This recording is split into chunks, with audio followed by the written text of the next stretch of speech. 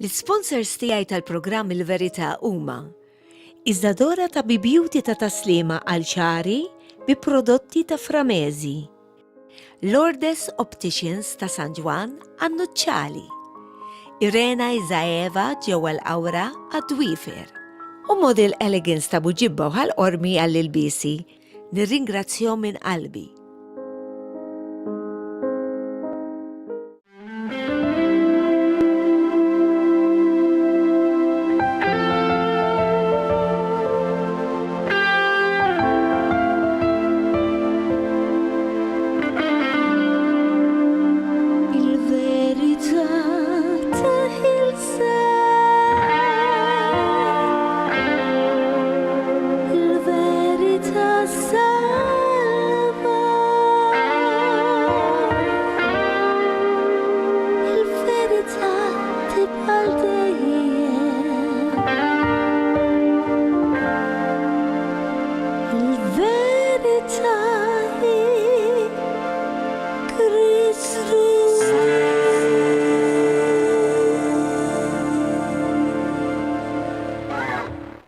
Eżis telespettaturi nilqakom għal-raba program diġa ta' dil-iskieda tal-ħarifa. Diġa u jaddi żmien. Ngħidilkom il-verità, din il-ħolma li kienet tiegħi saret realtà. X'inhi din il-ħolma? Li nxandrilkom il-verità lil Kristu għadkom ma tafux kemm ili snin inkun jew waqt xi mixja, jew viċin tal-kreazzjoni tal-mulej. U nibda nkun smajt xi programm u smajt ir-risposta differenti milli hawn fil-kelma tiegħu.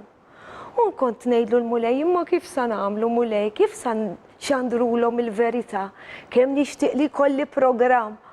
U waw, aħna diġà wasalna t-tieni skeda. Glorja lil mulej. L-ewwel 3 programmi kienu dwar il-ħatfa, dwar l-Antikrist, dwar kif ħajarġa jiġi il-mulej għat-tieni miġġija tiegħu hawnhekk f'din id-dinja sal-aħħar. Jekk għall-inqas serraħt rasi li tafu. Għax għall-inqas jekk tkunu għażenin u ma tiftħux il-kelma tiegħu. Għall-inqas tkunu rajtuha.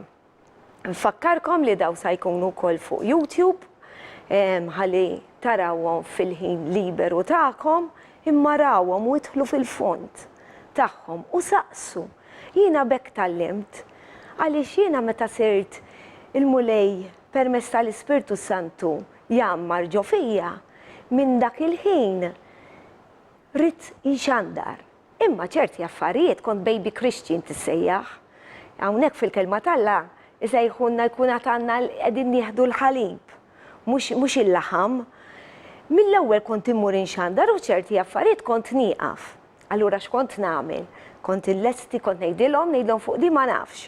Issa nsaqsi l-paster, u mbagħad narġa' ntikom it-tweġiba kif suppost. Niftakarni kont nagħmillu lista sħiħa u wara li pritka li kien jagħmel u għadu jagħmel, thank God, kont insaqsih dawn il-mistoqsijiet u bekk kont ninfetaħ. U hekk għandkom tkunu intom billi tistaqsu.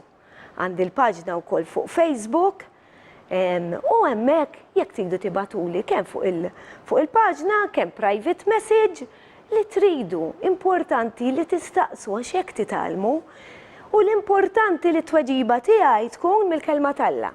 Għax inkella tkun il-kelma ta' Felicien Brinkat.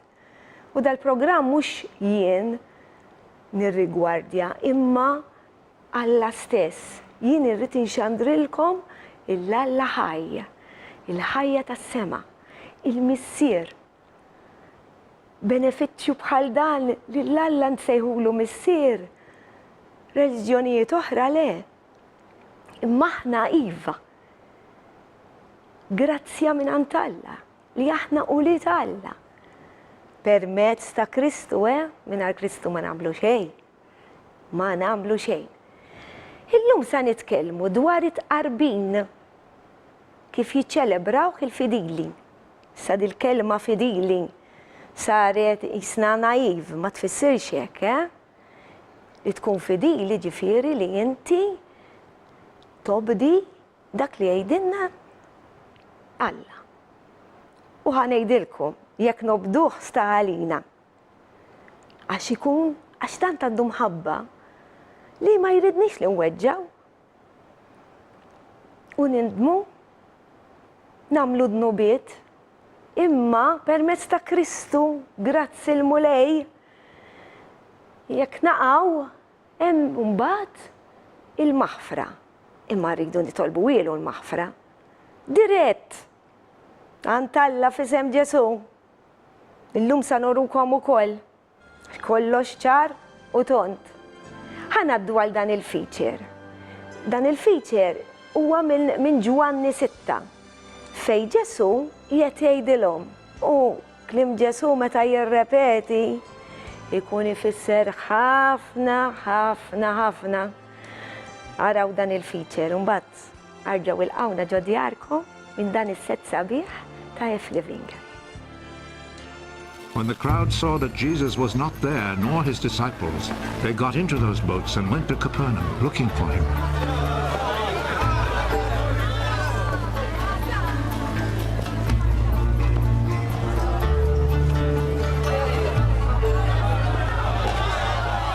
When the people found Jesus on the other side of the lake, they said to him, "Teacher, when did you get here?" I am telling you the truth. You were looking for me because you ate the bread and had all you wanted. Not because you understood my miracles. Do not work for food that spoils. Instead, work for the food that lasts for eternal life. This is the food which the Son of Man will give you because God the Father has put his mark of approval on him. What can we do in order to do what God wants us to do? What God wants you to do is to believe in the one he sent. What miracle will you perform so that we may see it and believe you? What will you do? Our ancestors ate manna in the desert, just as Scripture says. He gave them bread from heaven to eat. I am telling you the truth. What Moses gave you is not the bread from heaven. It is my Father who gives you the real bread from heaven. For the bread that God gives is he who comes down from heaven and gives life to the world. I am the bread of life. Those who come to me will never be hungry. Those who believe in me will never be thirsty. Now I told you that you have seen me, but will not believe. Everyone whom my Father gives me will come to me. I will never turn away anyone who comes to me, because I have come down from heaven to do not my own will, but the will of him who sent me. And it is the will of him who sent me that I should not lose any of all those he has given me, but that I should raise them all to life on the last day. For what my Father wants is that all who see the Son and believe in him should have eternal life. And I will raise them to life on the last day. The people started grumbling about him because he said, "I am the bread that came down from heaven." This man is Jesus, son of Joseph, isn't he? We know his father and mother. How then does he now say he came down from heaven?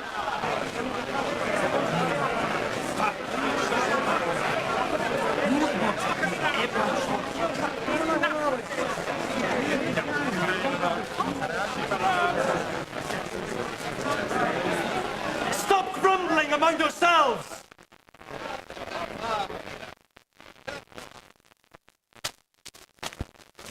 People cannot come to me unless the Father who sent me draws them to me. And I will raise them to life on the last day.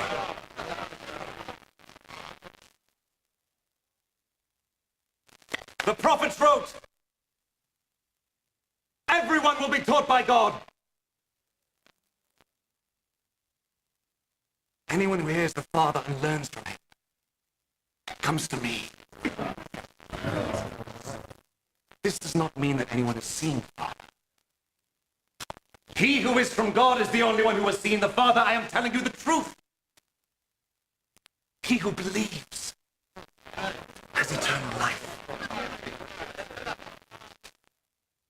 I am the bread of life. Your ancestors ate manna in the desert, but they died.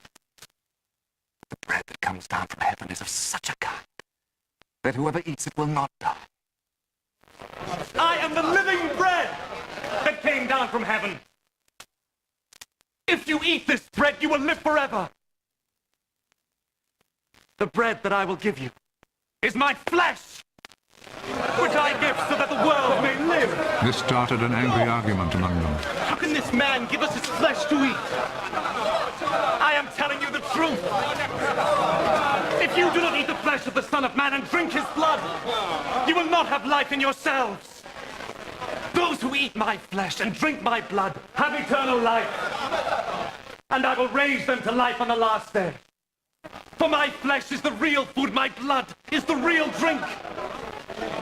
Those who eat my flesh and drink my blood live in me, and I live in them. The living Father sent me, and because of him I live also. In the same way, whoever eats me will live because of me.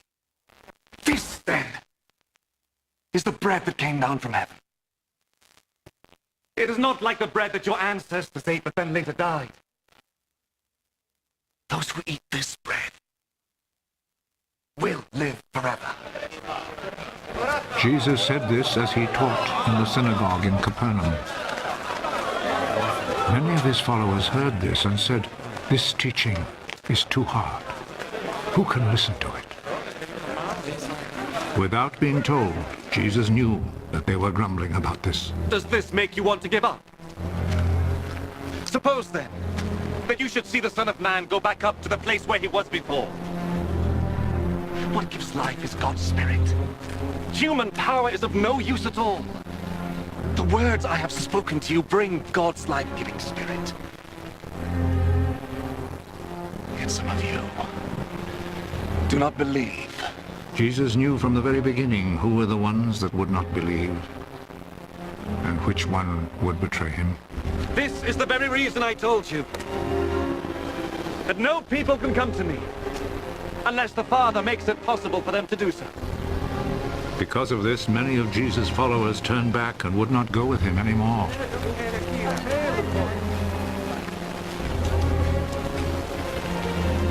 And you?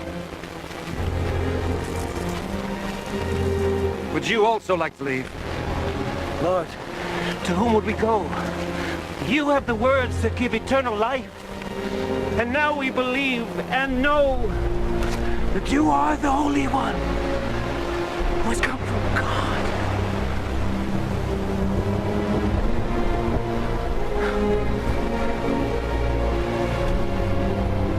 I chose the 12 of you, didn't I? Yet one of you is a devil. He was talking about Judas, the son of Simon Iscariot. For Judas, even though he was one of the 12 disciples, was going to betray him. Jekk ma morru ġan Ġesu għand min irridu mmorru. Jekk qalulu l-apostli u hekk ħanejdulu aħna. Għalmenu jien hekk ħanejdu żgur u l-mistiden tiegħi. L-mistiden tiegħi huwa l-pastor tiegħi li għadni kif kellimtkom ukoll fl-introduzzjoni li issa daw l-aħħar 13-il sena pastor. Jekk tew paċenzja bija. Imma nirringrazzja l-mulej li tafani ġo din il-Knisja u f'dalek l-inna li aħna innaċ taħt idejk u l-mara tiegħek. U nirringrazzja l-mulej li dak li nsaqsik dwar il-kelma talla dejjem ittini r-risposta. Mill-kelma talla. Mill-kelma talla. Eżatti. Nilqgħu għal dan il-programm, Pastor. Grazzi. Din ukoll kienet ix-xewqa tiegħek li nitkellmu Fuq tqarbin. fuq it-qarbin. Ħalli jkunu jafu eżatti il-verità ta' dak li rajna issa. Bħalissa fil-feature xtrid ifisser bih Ġesu. Ġesu li huwa Alla, Ġesu li Għalkemm ġib bħala bniedem min iżel għal-kubteħ quddiemu qatt ma qallu tinżilx quddiemi għal-kubtejja. Hemm ħafna indikazzjonijiet, xi darba nagħmlikom programm ukoll indikom risposti u nitrikom bi Ġesu u Alla. U kollox hemm fil-kelma tAlla. Imma llum sa nitkellmu dwar it-qarbin. Fidejk, Pastor, hi. Il-programm jisu tiegħek illum. Tiegħek u tal-mulej ta' diffieruħa jigwidana. Aħna dejjem nitolbu qabel il-programm biex l-Ispirtu Santu u jmexxina. Dan mhuwiex programm tagħna imma tal-mulej. L-inqeda bina għalija u għanur, l-inqeda bija u rridu waslu l-verità. Dak li suppost li għanna namlu, waslu l-verità.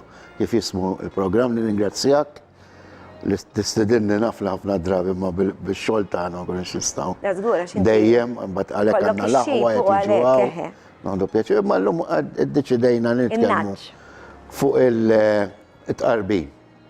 Għaliex, għax għalli aħna imdorrijin bih f'pajjiż jiffollow Knisja ta' Ruma, meta tara x'qed jgħidu l-Knisja ta' Ruma fuq it-tqarbin totalment differenti mill-kelma tAlla. Il-verità sa ngħiduha, mbagħad hemm dawk li jridu jaċċettawha, dan qabel aħna ma sirna Kristjani konna din ngħidlek żball ħanajdek għax qiegħna mhux qiegħda fil-kelma tAlla mhix il-verità kompluta. Però issa nitkellmu ftit fuq ħalli n-nies jifhmu sewwa x'inhu tqarbin kif għandu jkun, issa naraw mill-iskrittura, naqrawha bil-Malti wkoll. U it-tqarbin fil-kelma tAlla huwa importanti, anki aħna meta nagħmlu fil-Knisja tagħna ikun hemm reverenza kbira. Anki tfal fil-identità niġbruhom mal-familja tagħhom u l-ġenituri di jiddeċiedu jekk jieħdux it-tqarbin. Għattifa xina ma nkunx magħhom id-dar, ikun responsabilità tagħhom bħal meta nagħmlu l-mammudija tal-kbar ma għamdux tfal. Nagħmduhom forsi jkollhom dawk is-16 jekk, qed tifhem? U skont l-età u l-maturità tagħhom, il-kelma hija ikunu bl-Ingliż accountable. Ikunu jafu għal xiex deħlin. Għal xiex deħlin u jaċċettaw il-Kristu, għax dik hija l-mamudija u taċċetta l-Kristu l-ewwel, trid temmen. Babies kemm id-darba tilkom jiena, babies ma nkunux nafu x'qegħdin qiegħed jiġri. It-tqarbin huwa ordinanza ngħidulu, aħna żewġ ordinanzi fil-kelma tAlla, il-mamudija adult, kellna waħda riċenti konna ta' spiss ringrazzja l-Alla, u tqarbin ordinanza. It-tnejn il-bażi tagħhom huwa li inti titlob maħfra lil Ġesu, mhux tħossok tajt sorry bl-Ingliż ngħidu aħna, mhux li tajt sorry, mhux biżejjed, imma l-mulej tittajlu, mulej Ġesu aħfirli. Dik il-kelma. Jekk inti ma tajtx il-kelma aħfirli, tajt il-kelma ta' bl-Ingliż sorrow leads to confession of the faith, fimtu obbedjenza. U kemm l-ordinanza tal-mamudija dik nagħmlu xi programm fuqha wkoll, mamudija tal-dur, u it-tqarbin huma dawn mandament minn Alla, ma kif iridna nipparteċipaw fih il-mulej? X'iridu nagħmlu aħna biex neħdu il-ħobs u l-frott tad-dilja? Aħna ma nużawx wafer jew aħna nużaw ħobs. Jista' jkun minn ħmira skont imma aħna ma nilabborawx fuq dak. L-importanti li nagħmlu tqarbin kif tajt il-kelma tAlla ta' spiss. Nagħmlu fil-ħadd, ġieli jkun okkażjoni meta rridu nagħmluh xi postijiet s-sena l-oħra, għadda żmien sena, kontu ġejtu l-isptar, konna xi 30 ruħa minnek kont hemmhekk jien fuq is-sodna u minna tqarbin ukoll. Għattifa ġet sabiħ u kantajna hemm fis-sala. Ġifieri tqarbin tista' tagħmlu kullum kien basta b'riverenza. Riverenza means li kelma Ewkaristija.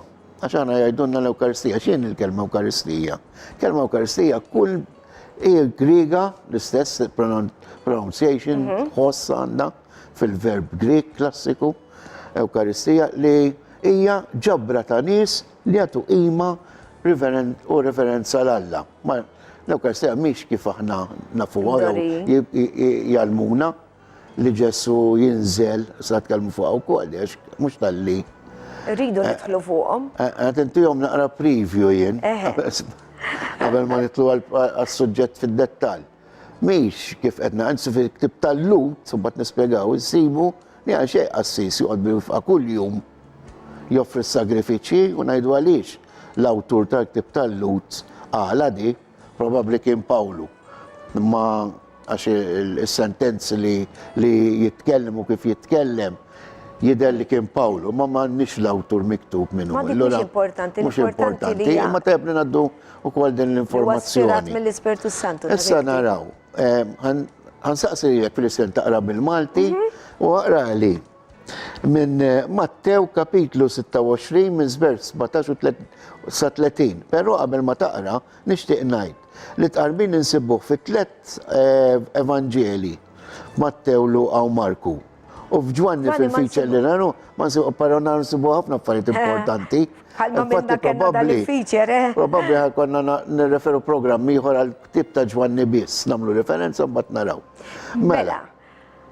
Pastor, ħanaddu għal-riklami l-ewwel, ħalissa nidħlu fil-font ta' dan is-suġġett li huwa it-qarbin. Mela riklami u mbagħad arġa' warawna wara riklami. Il-verità tibqa' dejjem.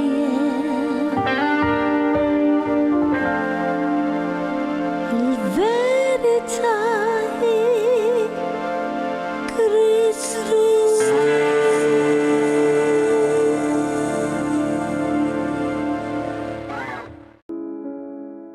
L-sponsors tiegħi tal-programm Il-Verità huma Iżdadora ta' Beauty ta' taslima għal ċari bi prodotti ta' Framezi, Lourdes Opticians ta' San Ġwan għan-Nuċċali, Irena Izaeva ġewwa l-Awra għad-Dwifer u Model Elegance ta' Buġibba u ħal-qormi għall-ilbisi. Nirringrazzjahom minn qalbi.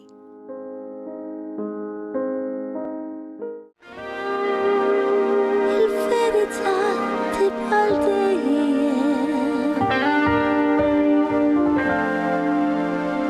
Il-verità hi Kristus.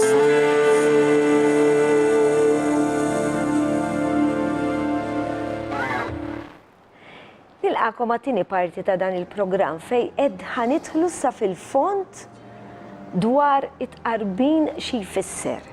Mela, jiena ħanaqra nispera li l-ħaqtu ġibtu il-Bibja, nsejt infakkarkom imma suppost issa drajtuni li nkun nixtieqkom ġibu l-Bibja ħalli tidraw tużawha u taraw intom bajnejkom stess x'inkunu qegħdin ngħidu.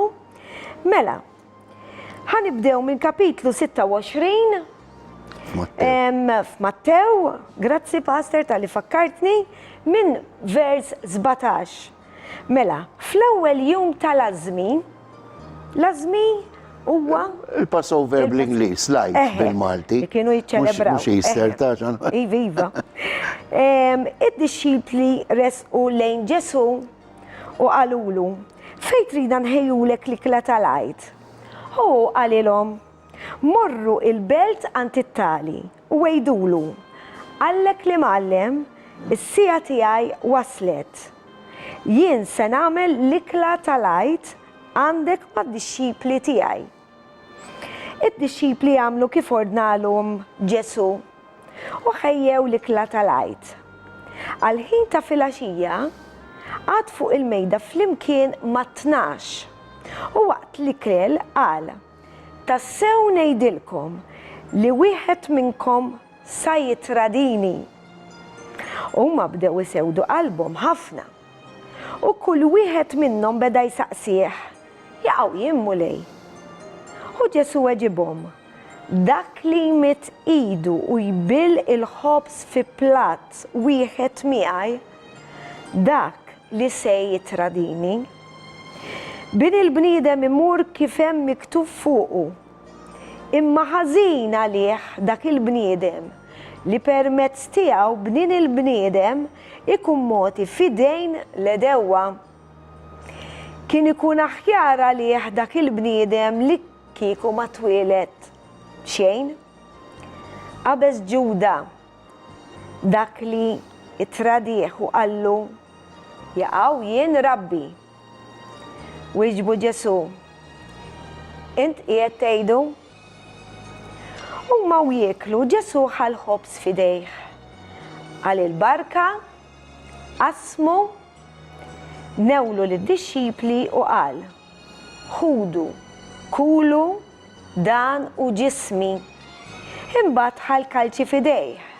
Ratt il-ħajr, newlilhom il-kalċi u qal: ixorbu l-koll minnu għax dan huwa demmi, id-demm tal-patt li nxerret għal-kotra għal-maħfra ta' dnubiet. Għal-kotra, mhux għal-kulħadd. Għalhekk għamilta enfasi fuqha. Għal-kotra for the many bl-Ingliż, mhux għal-kulħadd. Ġesu ġi fid-dinja kemm il-darba tilkom jien, ġi fid-dinja għal kulħadd. Imma mhux kulħadd sa jażlu. Mhux kulħadd sa jaċċettah fil-ħajja tiegħu. Allura Ġesu anke hemm miktub li miet għal kotra u mhux għal kulħadd. Anki jekk taqraw it-talba wkoll minn Ġwanni 17 minn għalija, dik tal-ord tal-Ġetsemani. Araw għal min kien qiegħed jitlob u għal min talab. Mhux għal kulħadd. Biex noqogħdu attenti. Mela. Tista' terġa' taqra il-vers 27? 27 mela. Mbagħad ħalħat il-kalċi fidejh, ratt il-ħaj, rattini darba din.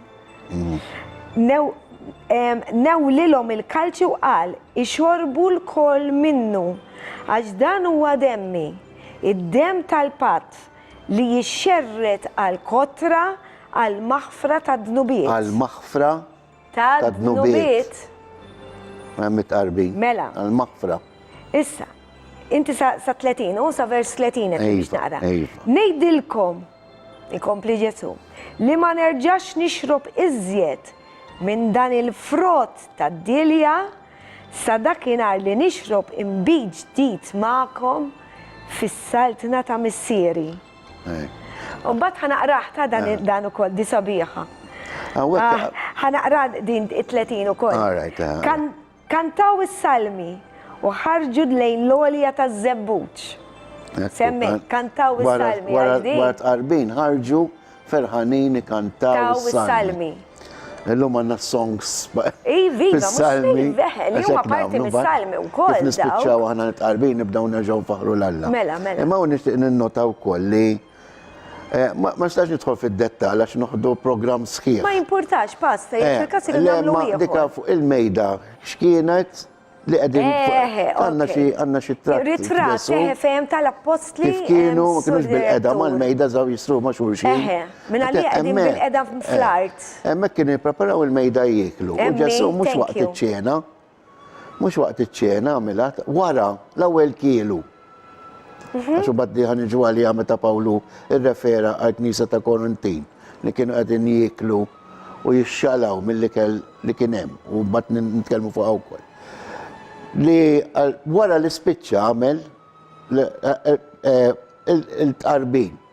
Alright, il-pensaħna suba bħala l-Ewkaristija, għem xej għazin, l-semmi Ewkaristija, imma it-tqarbin, waqqaf it-tqarbin. X'għamel? Hawnhekk jgħidlek l-aħħar tazza bl-Ingliż ngħidu the New Covenant.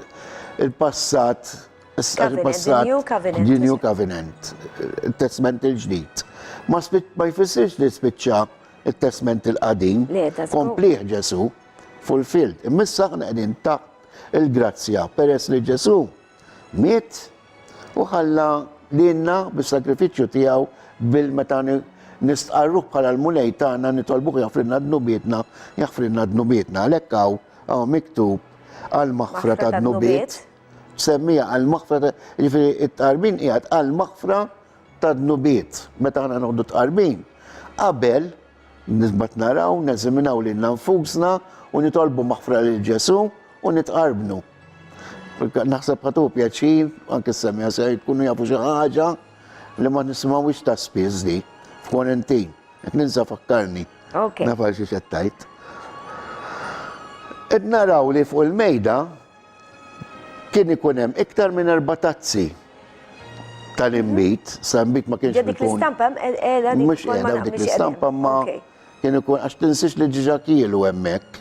Ok. Pero kien ikollhom 4 tazzi, u qabad minn 4 tazza dat tazza, għal jien mhux se nixrob minn dit tazza qabel ma jien nixrob magħkom fis-saltna tal-Mulej għall-Universal Church qed jgħid bl-Ingliż, qed tifhem bad xi darba nispjegaw x'inhija l-Knisja Universali. Għax tant hemm affarijiet sbieħ. Qed intukom naqra toma tagħhom dawn, mbagħad nippruvaw naraw kif naslu l-programmi ora. Biss nistgħu ntuhom naqra ħint li l-Knisja Universali għada mhix lesta, mhix Le, lesta Knisja. Lesta ma fis-Saltna Talla. Ma mhux ġod il-lajt. Aħna fid-dinja hawn knejjes lokali qed tifhem m'għandix ras kif Kristu. Eżatt. Il-vigarju ta' Kristu huwa l-Ispirtu Santu, m'għandux bniedem bħala ras. L-irjus, l-rajja qegħdin fi knejjes lokali. Naqraw fil-kib tal-Apokalissi, meta tkellem Ġesu lill-pastor ta' Knisja, kien irreferaw għalih bħal-anġlu, mhux jiġifieri l-kelma anġlu ma messaġġier. Messaġġier, għax tista' tisser tnejn anġlu. U kien anke Pawlu kellem il-knejjes ta' Korintin, ta' Galazzja, ta' Fesin, ta' Lut. F'Ruma, Knisja ta' Għax kull Ruma. knisja għal-kem temmel fl-istess ħaġa, kollha għandhom il-karattru tagħhom. U għandu kollhom ir-raj, il-profeta, l-apostlu, t-teacher, l-allim u l-evanġelista f'kull knisja lokali. Xida u kollha nagħmlu dak il-programm Iva. x'għandha tkun il-knisja lokali. U kellem fuq hekk, għallhom, jien mhux sa nixrob minn din it-tazza, sa nixrob magħkom. Dak iż-żminijiet meta nkunu fis-Saltna Talla.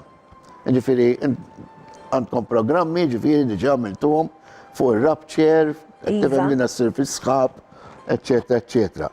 Issa kif għadlek qabel, aħna nsibu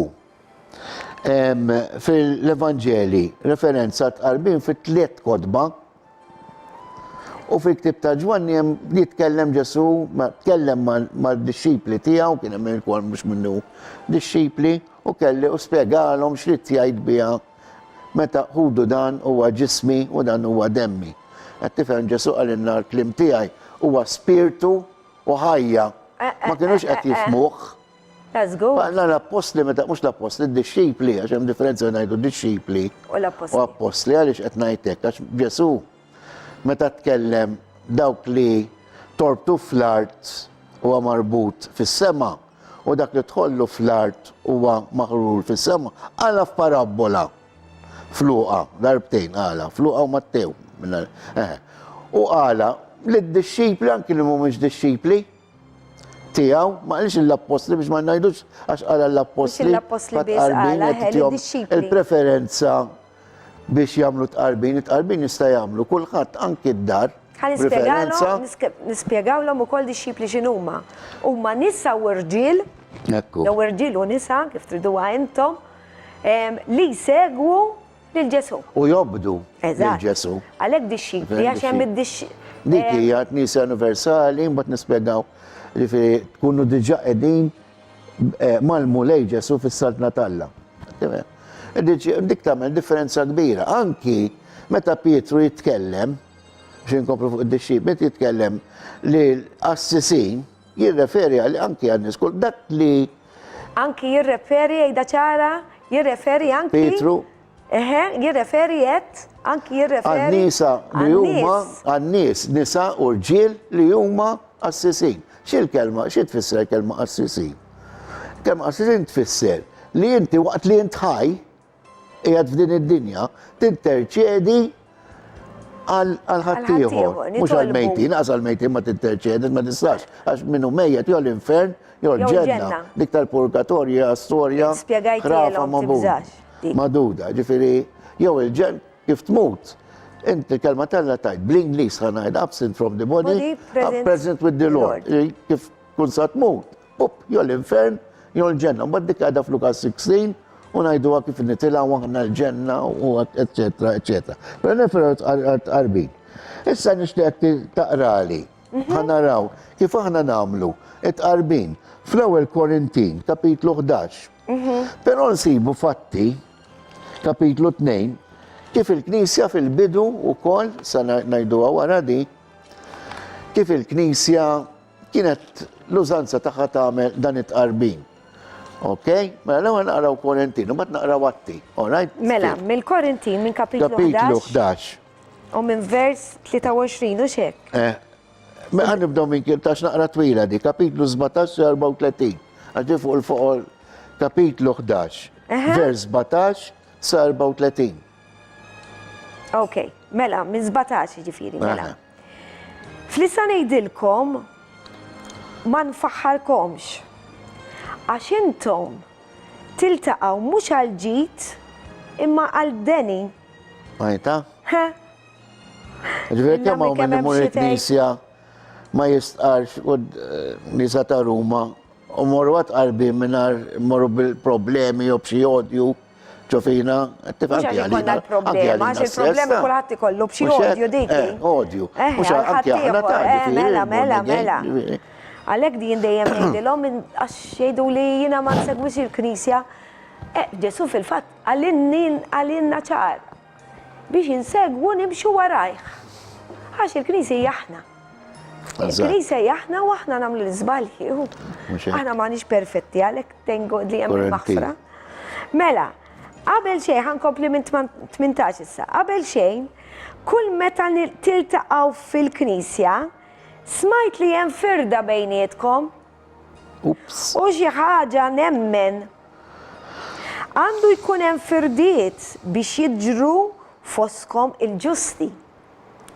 Meta tiltaqgħu f'post wieħed, mhux l-ikla tal-mulej li intom tieklu, ħanarġa' naqra din, ħalli ngħidha naqra sew. Tax referi għalija l-ikla tal-mulej.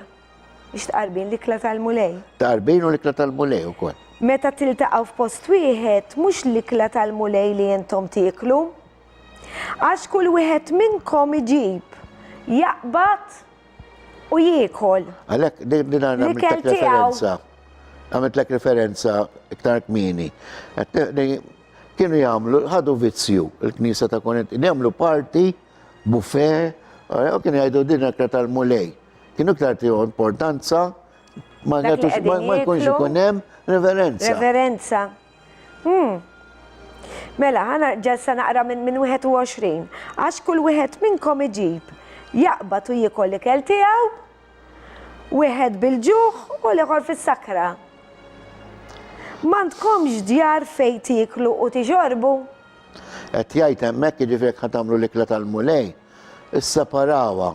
Dawk li jagħmlu l-ikla tal-mulej jkunu nies vera talla b'referenza u bidjenti, xorta għamlu d-nubiet, ma mbagħad issa ġej l-importanti. Issa, jew tridu twaqqgħu flajb il-Knisja Talla u ġelu jistħu lil dawk li m'għandhomx. Kemm hu jibżda? X'ngħidilkom? Infaħħarkom? F'dan ma nfaħħarkomx. Issa ħajkompli jispjega. Jien irċevejt mingħand il-mulej it-talim li għaddejt lilkom. Jiġifieri joqgħdu attenti għal din nitlobkom għodu għax qiegħda spjegata, anke Ġesu ta' jispjega, ċara u tonda. Mela, jien irċevejt mingħand il-mulej, dan Pawlu qed jitkellem, it-talim li għaddejt lilkom. Jiġifieri li l-mulej Ġesu fil-lejl li fih kien itradut ħal ħobs u wara li ratti l-ħajr. Kemm importanti di għax anke jiena. Da eżempju għaw li anke meta niklu aħna il-mejda tal-ofsinarju ta' filgħaxija jew breakfast ta' ħajr Ġesu f'kull ma għamel m'għandniex aħna nagħtu ħajr ringrazzjaw anke f'restorant jiena u l-mara u l-Kristjani. Naf ħafna. Ta' Romi ġifiri, barra min jaqbad, ġifiri jaqbad tirringrazzja l-Alla. Laqqas jistaw jimmaġinaw Imma dawk ikunu ma jkunux aware x'qegħdin jagħmlu ta'. Aħna qed nkunu għed tal-eżempju fil-isja. Qegħdin daw il-programmi biex nagħmluhom. Pereżempju, meta aħna mmorru niklu barra, anke bħala knisja u bħala individwi, ma naqbdu tiġi mhux vizzju ta' xi kelma mhux reverenza, ma tiġi fuqna hekk. Mingħajr ma trid, ma naqbdu jdej xulxin kemm inkunu u nirringrazzaw l-Alla. U għazu kunu nafu, kunem nisa ħarsu, u nara jien, vera. Kemm il-darba nis ġew fuq ġifieri ta' Roddu per eżempju s-salib, għax jindunaw fer il-ġon tagħhom u ġieli tarum jitkellmu. Jien qatt ma sibt oġġezzjoni bħalma tajt inti jiġu fuqek għajdulek kemm kelwa. U dan kien Issa jien marrot salib jien nagħmel ġifieri kif hawnhekk, ġifieri imma nagħmel idejja flimkien. Japprezzaw jgħidara. Imma niżel rasi u nirringrazzjaw jibdew jindonaw. M'hemmx għalfejn tissajb għax m'għandniex ma għandek il-ġesu m'għandekx għalfejn. U ħaġa oħra wkoll għax hawn min jaqbad irotti salib ukoll u jaqbad jiekol. Imma il-Alla irrid ikun hemm relazzjoni dak. Mhux mbagħad hemm oħra, u li tfaħħru tirringrazzjah. Fuq l-ikla tal-mulejn, tirringrazzjah qabel. U wara. U f'Deutronomju naqraw li għandna ningrazzjah wara u min jgħidlek xikla kielt. Wara wkoll. Li wara għadu kantaw. Inkomplu f'Korintin issa. Mela, għana narda ngħidha di. U wara li ratt il-ħajr qasmu qal. Dan u ġismi li jingħata likom għamlu dan b'tifkira tiegħi. Ekku kol għamel bil-kalċi wara li kiel u qal. Dan il-kalċi u l-patt il-ġdid b'demmi għamlu dan kull meta tixorbu b'tifkira tiegħi. Saraw xi tfisser. Mela kull meta tiklu dan il-ħobs u tixorbu dan il-kalċi, intom ixxandru l-mewt tal-mulej sa ma jiġi. Smajta di? Mela mux nikluħaw kif aħna mdorri. La, dan qed jgħidilna. Aqra l-vers liħor. All right. Mela, minn vers issa 27. Mela, kull min jikol il-ħobs jew jixrob il-kalċi tal-mulej bla ma jixraqlu, ikun ħati tal-ġisem u d-dem tal-mulej. Pastor issa nispjega wasew għax diġa wasalna r-reklami, ma ħanaqrawa. Issa, nisimaw din. ħajjarbel il-bniedem li l-nifsu, mux għetejdinna biex imorru għanċaħat erru dak il-ħin. Imbat jikol il-ħobs u jixrob il-kalċi. Min jiekol u jixrob bla ma jażel min ikel ieħor il-ġisem tal-mulej, ikun jiekol u jixrob il-kundanna tiegħu stess. Ħanaddu għal-reklami u niġu għal din l-ispjegazzjoni għax hemm ħafna u ħafna xi tajt. Ħafna xi tajt. Ħanaddu għal-reklami. Il-verità tibqa' dejjem. Il-verità hi Kristus.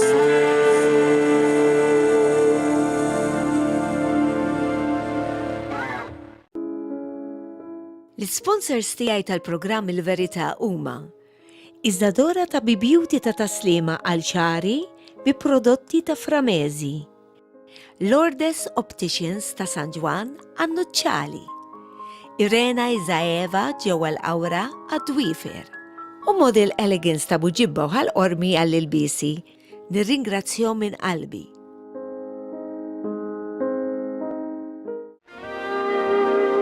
Il-verità tibqa' dejjem.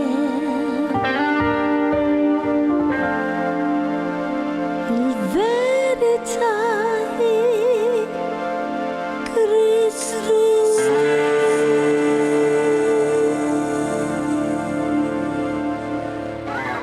Nilqakom għat-tielet parti ta' dan il-programm li qegħdin nitkellmu dwar l-ikla tal-mulej.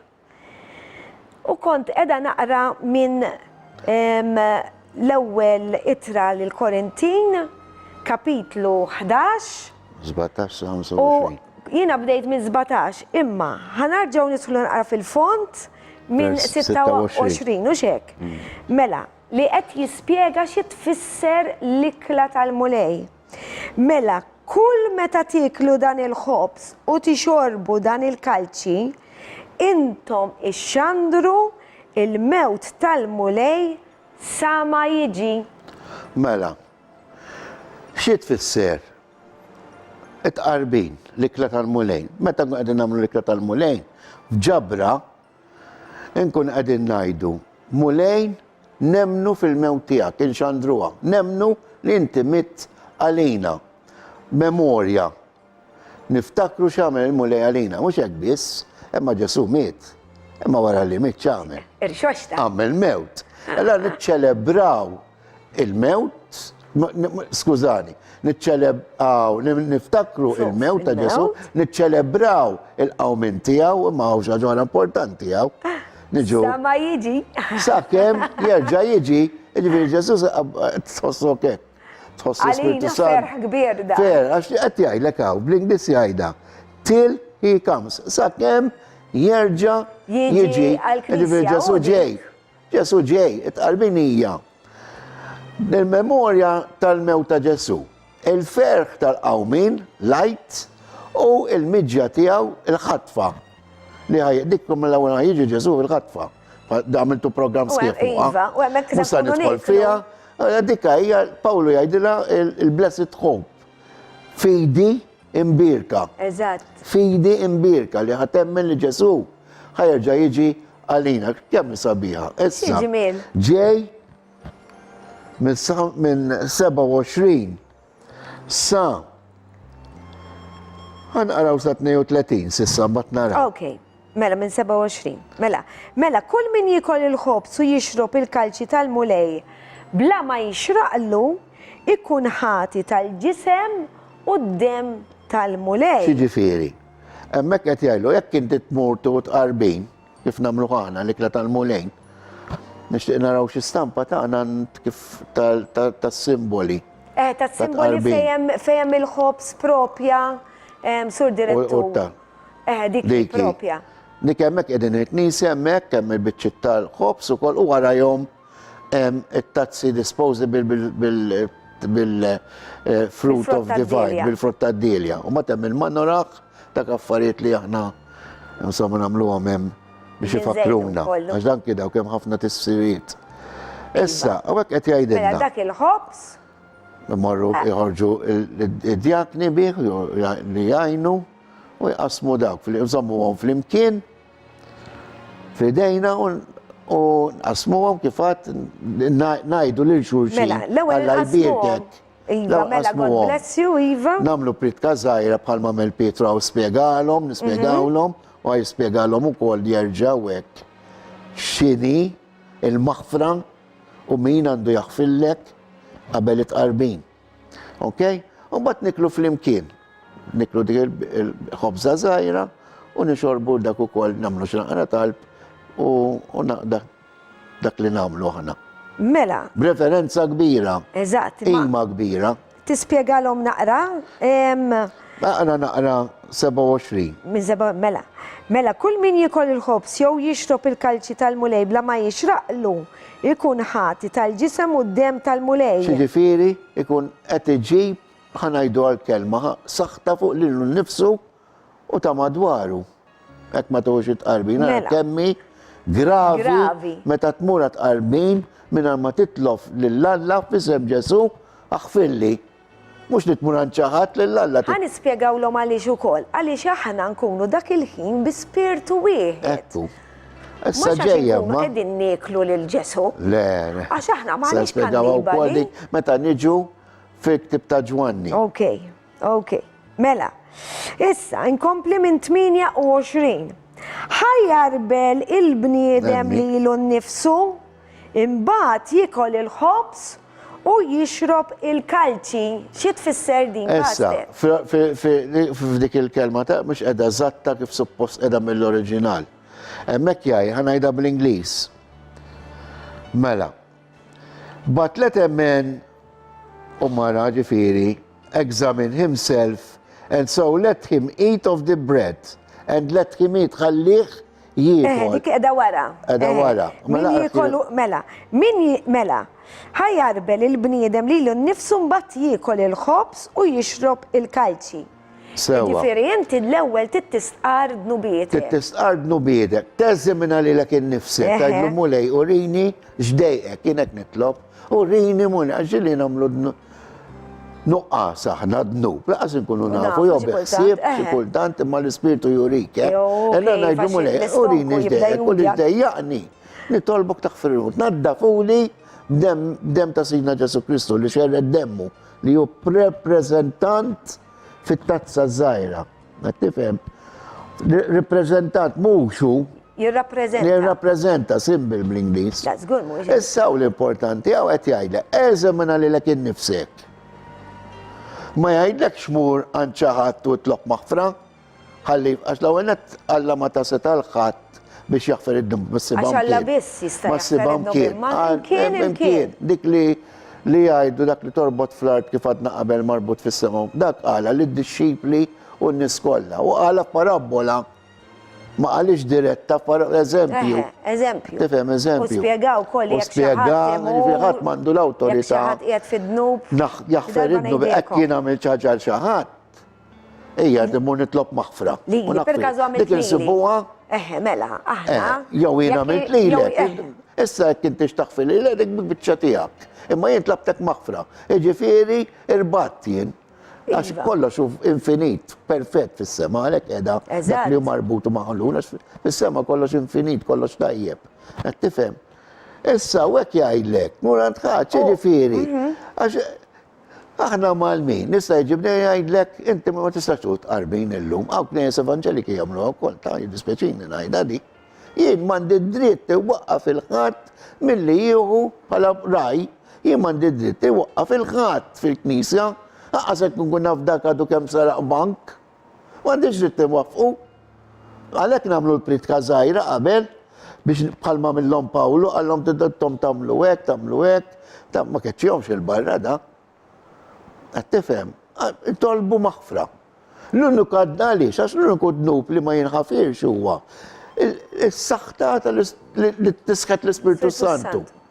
Blaspheming of the Holy Spirit. Diku, għax hekk inti tisħet l-Ispiritu Santu m'għandekx ċans titwilet minn ġdid.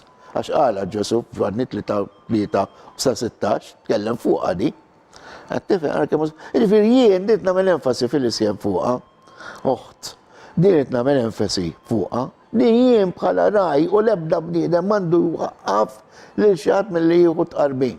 Dik hija xi ħaġa. Dik xi ħaġa personali bejn l-individwu u bejn Alla. Qasek jidħol wieħed minn barra ma nafux, jien m'għandix dritt iwaffqu għax jien ma nafx x'erġa' qalbu. Alla biss jaf. Alla dan bejn u bejn Alla. Aħna rajna nies Bissem il-konsegwenzi rridu naqraw. Għalhekk għax imma dik qed jgħid għal min ikun jaf, Qed jien għamil dnub u sanam supervja. Supervja hija importanti qabel li inti titlob maħfra. Qabel il-kundanna, supervja qabel il-kundanna. Nistgħu naqrawha din. Iva. Mela minn vers 29. Min jiekol u jixrob bla ma jażel min ikel ieħor il-ġisem tal-mulej, ikun jiekol u jixrob il-kundanna tiegħu stess. Għalhekk ħafna fostkom huma bla saħħa simgħuha din u ħanidħlu fiha. Mela, vers 30, għalhekk ħafna fostkom huma bla saħħa u morda u oħrajn mejta. Fl-oriġinali u bl-Ingliż qiegħda wkoll riqda.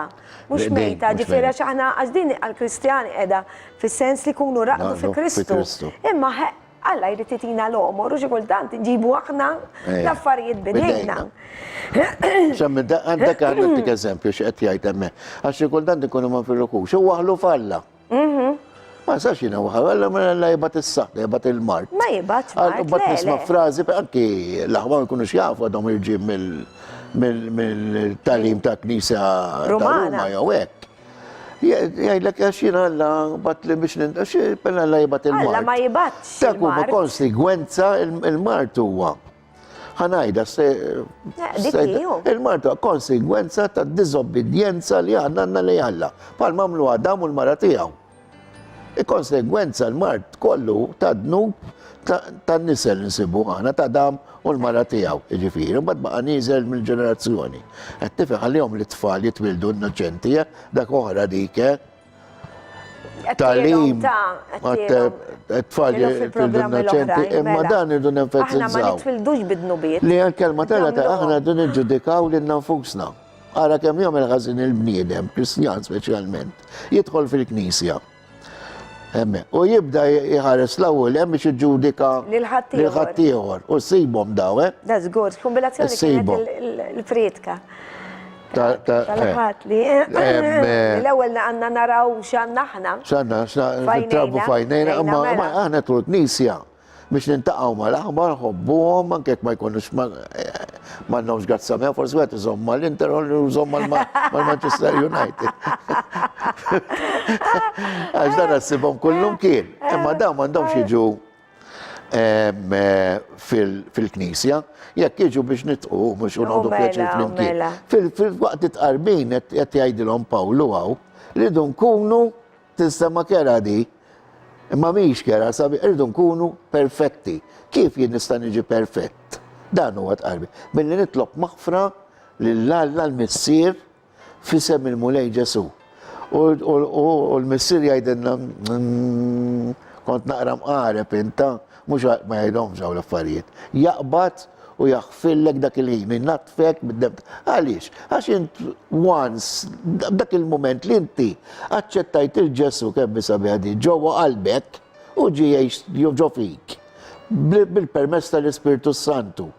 Qed tifhem aħna ngħidulu il-green light, your red light, biex meta nagħmlu d-nob jixral dana tip. Wara kemm bisabiħ, jgħidilna mulej jaħflek u jgħidlek hu. Cool. Dan huwa ġisem ibni, qed tifhem, jirrappreżenta il-ġisem ta' ibni għana xi Ġesu għala. U dan huwa demmu, qed tifhem, rappreżentant f'dak il-fruit of divine, jirrappreżenta ix-xogħol li jagħmel ibni. Jiġifieri qed aħna waqt li qegħdin noħdu tqarbil, qegħdin nagħmlu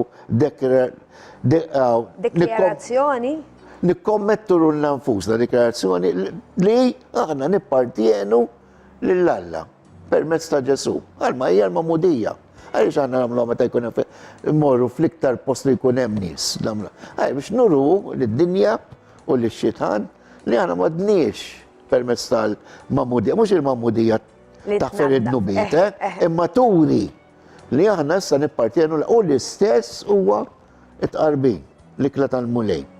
Però biex immorru għall-ikla tal-mulej u noħdu parti nkunu perfetti. Dak il-ħin aħna niġu perfetti. Perfetti, meta nistqarru d-nubietna. Meta nistqarru d-nubietna u jisobina wkoll, ġifieri. Sintendi. Is-soba. Mhux noħdu għajek for granti taħfrinna u daqshekk. Tafna, kemm jienu kemm aħna ngħidu xjuħ tal-Knisa u xjuħ. Insomma, jien xieħ.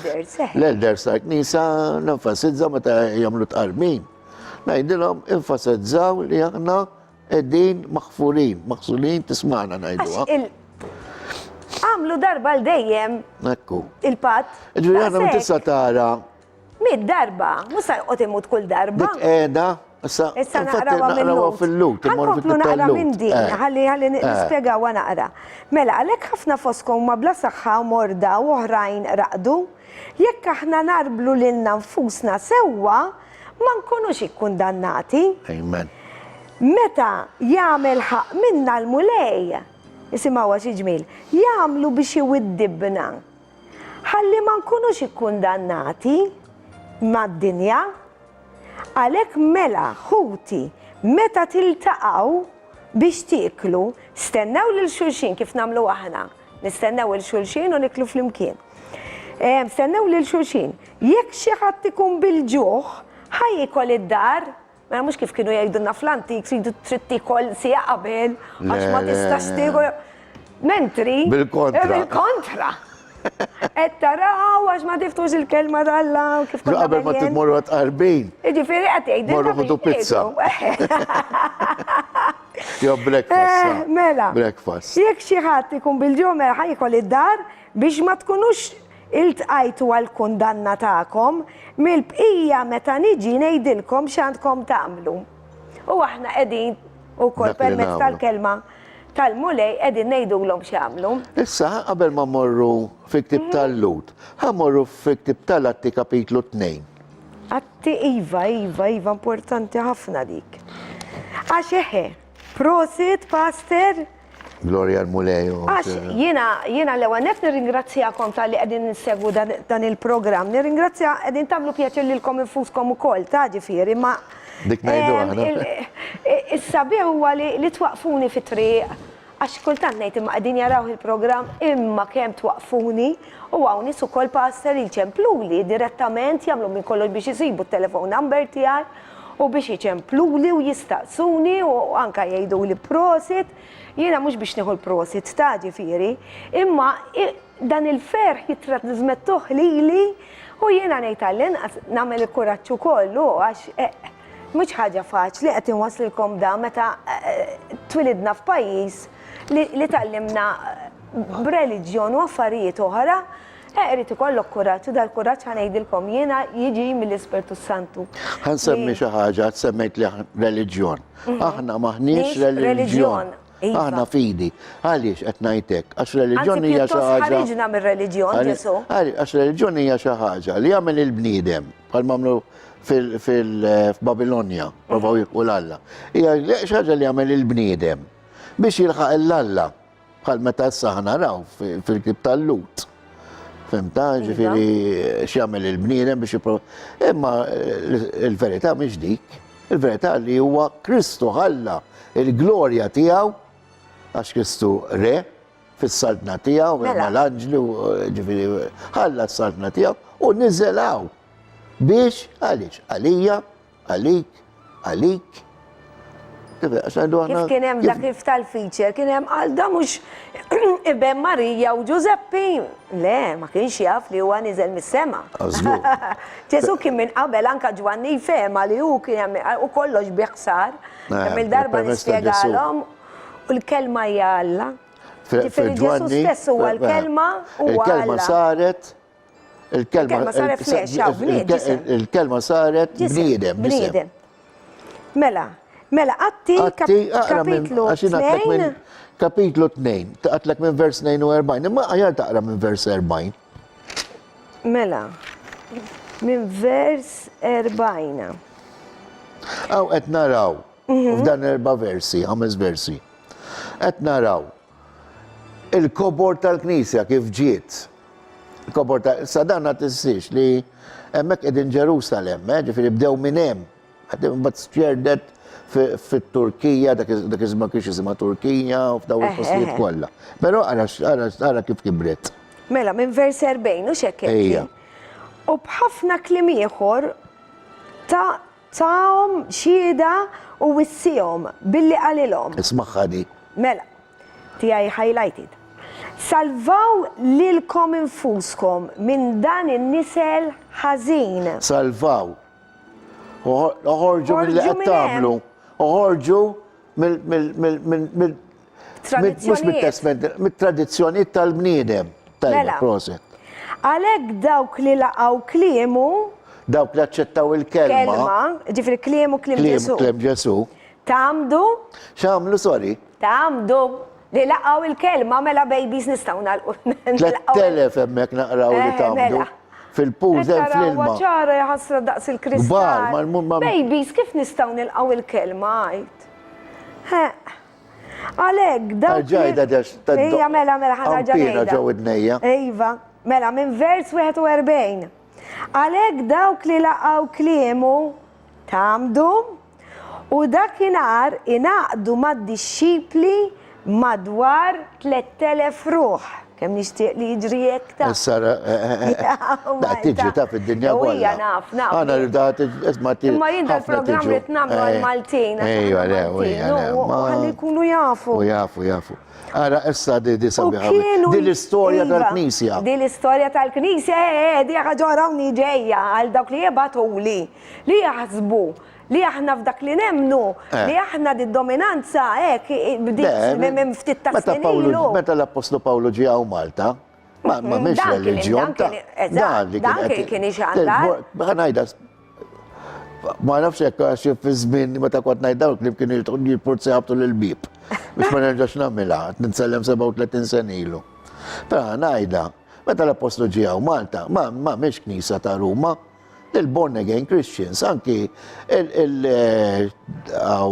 fej jistaħbew xajdu, il-katakombi kienu jistaħbew Maltin bħana dak iż-żmien, għax imbagħad il-Knisja Rumana niżlet minn Ruma xi naqdet mal-Kristjani tal-isem. Għattifalek daħlu l-idoli, mbagħad id-dewħaltu l-idoli u ġaħdet il-Kristjana, anki l-kelma Nisrani, il-kelma Nisrani qasija kelma dattata, hija kelma Nisrani. Nazzaret dik ġejja ta' pastor. Nazzaret, imma hemm dubju kbir, nemmen fieda, li Nistarani. Għax aħna maħniex Nisrani, insara, Christians irdu ngħidu. Insara x'min ta' Nazri. Kristjani irdu ngħidu l-kelma. Kristjani fi Kristu. Followers of the Lord Jesus Christ. Mela, għax dal-waqt għal-riklami. All right, mela. Salvaw li konvukso minn dan dik rajta, mela, minn vers 42 issa. U kienu jżommu sħiħ dan huwa li namlu aħna fejmu jikrisja u huwa l-pastor tiegħi, Pastor Vince, dali ġej. U kienu jżommu sħiħ fit-talim tal-apostli. Li ġej minn min? Minn Kristu. Minn Kristu, maqut ma tal-Ispiritu Santu. Mela. U flaqda ta' bejnietom fil-sim tal-ħobs u fit-talb. Dak li nagħmlu aħna mhux ritwali dejjem nirrepetu l-istess ħaġa għax Alla ma jħobbx ir-repetizzjonijiet. Dejjem differenti mhux vera fik. Ara x'differenza hemm. Ħanaddu għar-riklami. Il-verità tibqal dejjem. Il-verità hi Kristu.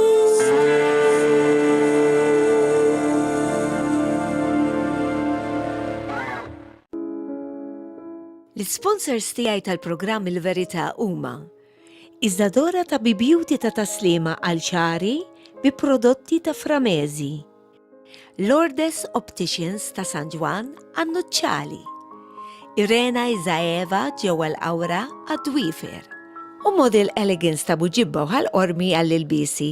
Nirringrazzjahom minn qalbi.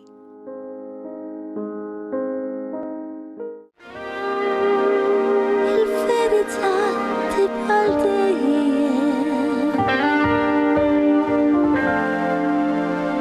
Il-verità hi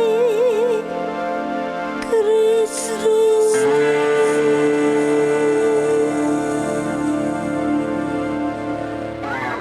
Il-verità hi Kristu. U din hija l-verità li qed nxandrulkom aħna, mhux għax qegħdin ngħidu aħna minn ġo moħħna hekk qed ninfintawha, imma x'qiegħda fil-kelma talla.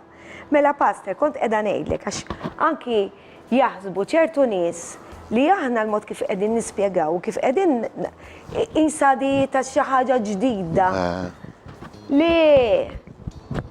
Li kif nagħmlu aħna fis-sens il-Knisja, Knisja ta' Kristu, u l-Knisja ta' Kristu titlu wieħed għandha, Knisja ta' Kristu, m'hemmx aktar titli. Aħna the Body of Christ, u r-rastana dali nagħmlu li kienu jagħmlu meta twaqfet il-Knisja wara li ġie l-Ispirtu Santu fuq l-Apostli. Għalkemm il-Knisja bdiet meta Ġesu miet. U xerret. Mallanza bdiet. Mallanza bdiet. Xerret demmu u l-ilma. L-ilma ġifieri kien miet. Miet, totalment miet. Pastor, għanna ħafna xinejdu għadba għanna sajkonna nieħdu kol program ieħor dwar dan għax importanti li nidħlu fil-fond għalhekk huma daw il-programmi ħalli intom tifmu ħafna dan kollu. U waħda mill-pritki tiegħek ukoll qed dakinhar ngħidlek il-verità konsa ngħidlek. Darba minnu waqt il-pritki milux dan. Qed li hemm ċertu tajb ta' knisja fit-Testament il-qadim u semmejt mis-Salmi 23. 23. Li rappresenta tal-Knisa lokali. Xi ġmiel, għax ngħidlek il-verità u di mettilek xu nixtieq li nagħlaq biha u nagħlqu ħalli mbagħad inkomplu għax hemm tant x'nidħlu fil-fond bl-affarijiet l-oħra wkoll L-ispirtu bil-kelma. tal-programm li ħafna minn għax ġejt preparat li ħannajt da kollu jien. Naqas jien, għax hekk ngħid. Ngħid il-mulej għax ngħidlu iva. Iva. Bl-imħabba u wkoll għax tintendi għall-programm trid tipprepara ċerti affarijiet, imma l-affarijiet li jien għaddu. U mbagħad skont l-Ispirtu Sant. Għalhekk aħna ndumu satej il-Knisi u għax meta ħadd ma jitlaq satej. Meta nisa għal-restu hekk satej. Satej! Għax waħħal ma s-sidġu. Fil-fatt nibdew aħna bil-kant, bi-spirtu wieħed, għandi t-tifla tiegħi li tipprepara, aħna sanki nagħmlu rehearsal. Aħna nagħmlu rehearsal biex nippruvaw nagħtu l-aħjar li nistgħu. Għax jekk aħna għandna ħin għal kollox kważi u xi kultant ma norqdux biex inleħqu. U mbagħad tal-Alla m'għandniex intuħ l-aħjar ukoll. Allura nibdew bis inkantawlu il-knisja kulħadd fl-imkien, titlob dak il-ħin il-mulej dak li jispirana, il-kanzunetti jkunu qegħdin hemmhekk biex f'one accord, bi-spirtu wieħed, bl-Ispirtu tal-Alla ġifieri, bl-Ispirtu Santu, kulħadd tifaħħal il-mulej. Spontanju. Kant eżatti spontanju wkoll u talb spontanju wkoll dak li għanqalna dak il-ħin l-Ispirtu Santu. Għax dak huwa u bil-kant. U kollox jagħti glorja lill-mulej. Għalhekk dak li kont se ngħid. Bil-kant ma nkunx hemmhekk jiena biex nagħti show jien aħna ta' no way imma biex nuru il-ferħ tagħna u nollu l-isem tal-mulej il-fuq. Mela nibdew hekk aħna il-kant ikun hemm mitqarbin għajli pastor, konsapili xi ħaġa. Għax importanti qabel nagħlqu naqraw vers 46. Tal-istess mill-Latti? 46? Kif kont qed tajt fuq il-Knisja. Hawnni, u kuljum fukata fuq Ġesu, din importanti. Minatti kapitlu 2, vers 46. u kuljum kienu jmorru fit-tempju fl-imkien, jaqsmu l-ħobs fid-djarhom, jaqsmu l-ħobs fid-djarhom u jissibħu fl-ikel biqlub ferħana u safja, xi ġmiel. U kienu jfaħru lill-Alla u l-poplu kollu kien iġibhom, ġifieri kien jirrispettom. U min jum għal ieħor il-mulej kien iżidilhom magħhom lil dawk li jkunu salvi. U dali nixtieq li permessa dan il-programm ikun hawn aktar li jkunu salvi. Għax ħbib tiegħi intkom li intkom salvi, min hawn irridu nsalvaw. U bis-saħħa tagħna stess. Ma jirnexxilniex. Mhux bl-opri tajba, l-opri tajba iva importanti. Għax aħna rridu nsegwu lil Kristu. Imma mhux b'dawk għax mingħajr Kristu ma nistgħux nidħlu. Jifieri rrid ikollna l-Kristu ġo fina u kif? Billi lill-missier nitolbuh maħfra. Nistiednu u ngħidulu li aħna nemmnu li Ġesu miet u irxoxta sewa qed ngħid pastor. Nitolbu lill-Ispirtu wkoll u li raġa ġej kif diġà għedna, nitolbu lill-Ispirtu Santu biex jiġi ġo fina, nitamdu u nixxirku ma' Knisja li tgħid il-verità. Importanti bil-Bibbja, lill-kelma tiegħu. U intom ikolkom Bibbja wkoll, aħna jkollna l-iskrin ukoll li nuru wkoll, imma xorta jiena niċċekkja Kolli l-Bibbja. Kullhom miegħi. għandhom l-smartphones. Li għandi wkoll anka jiena kemm fl-iPad u kemm fil-smartphone. Tiċċekkja x'qed jgħid dirett hekk mhux tajjeb. Mela. Għawa fonna opportunità. Di waħda li mill-qal Ġesu. Bibbja wkoll fil-mobile Mhux ukoll. Di waħda mill Ġesu qal aħna nibdew nagħmlu affarijiet iktar minnu. Iva, żgħat, għalhekk Tista' timmaġina waqt qed titkellem il-predikatur. Anka Tiggooglja u l-operazzjonijiet tara, għara kemm għal ċertu mart, kemm saru wkoll Mhux hekk. operazzjonijiet li huma seri li qabel anka u Malta konna Għandha nsifru minnhom ilu. barra. Illum għamlu li hawn. Bħalma għamiltu intu, kif suppost inti kellek issifer barra u għamilta Għamilna hawnhekk. hawnhekk. Grazzi mill-mulej kien. Ġifiri, ara kemm gbirna ara l-moħħ tal-bniedem x'għandu, aħseb wara ta' dam u Eva, x'kien, għax kien perfett da. Mhux hekk biss, hawn fil-kelma talla. Eżatt.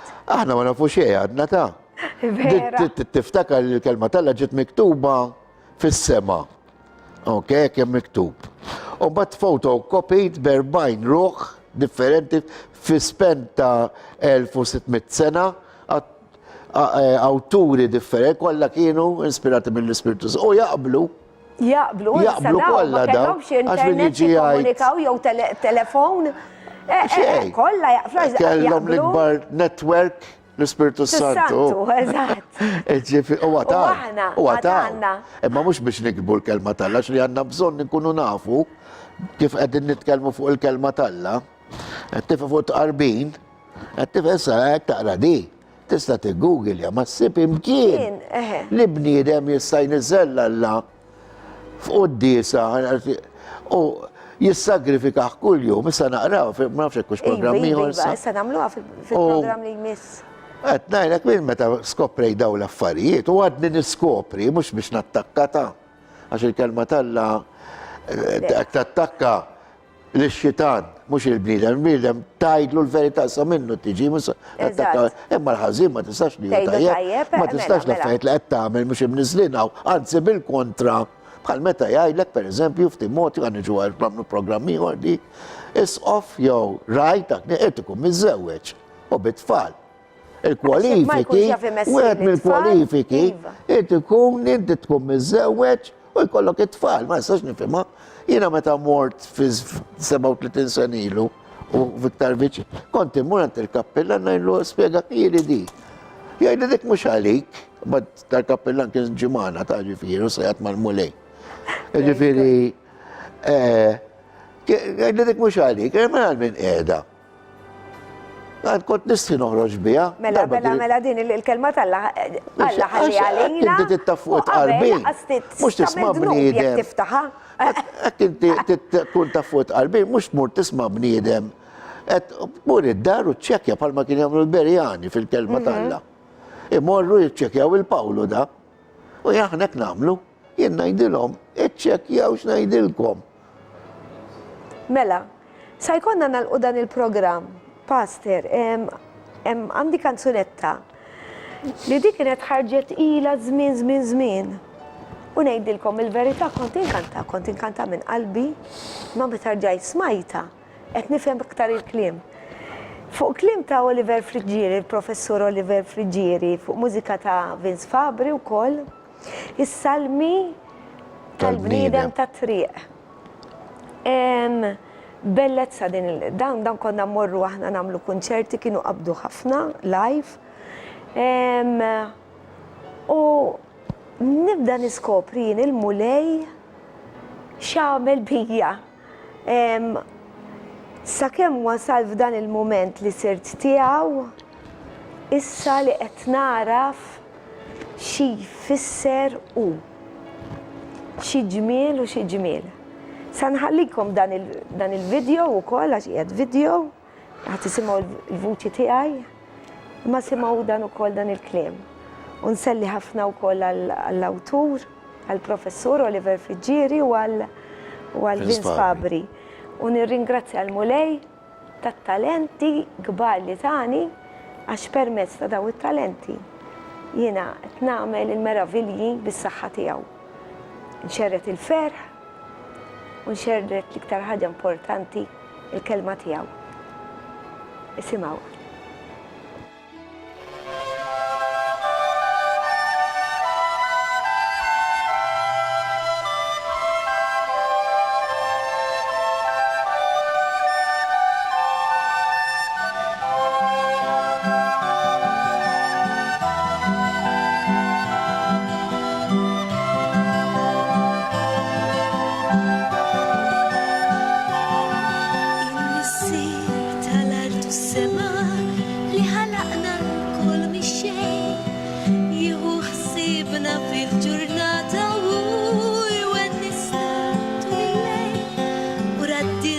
nifs fil-bidu u jatina nifs illum u jiftħilna triq biex nimxu blat fi xkien sal-aħħar jum jammar fusna u ġewwa fina fl-ibra fl-art u fis-mawid leħnu jasal sa kull rokna ħarstu tinfet sal-moħbit sejħilna l-lum madwaru u jgħidilna klim sabiħ irroddulu l-ħart qalbna tħabbat bis-salib.